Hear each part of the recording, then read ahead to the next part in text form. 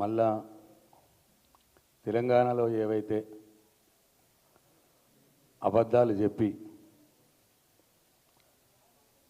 ఆయన కాలం గడుపుతున్నాడో మళ్ళీ అవే అబద్ధాలు ఢిల్లీలో కూడా చెప్పి ఇక్కడ తెలంగాణ ప్రజల్ని మోసం చేసినట్టుగానే ఇక ఢిల్లీ ప్రజల్ని కూడా మోసం చేసేందుకు ప్రయత్నం చేసినాడు.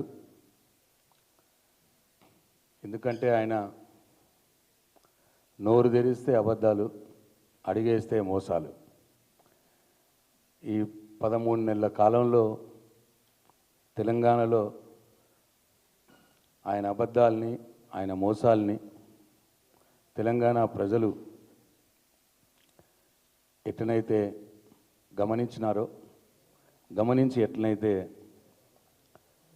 అసహ్యించుకుంటున్నారో, ఇవాళ అవే అబద్ధాలు, అవే మోసాలు మళ్ళీ ఢిల్లీలో చేయడానికి ప్రయత్నం చేసినాడు.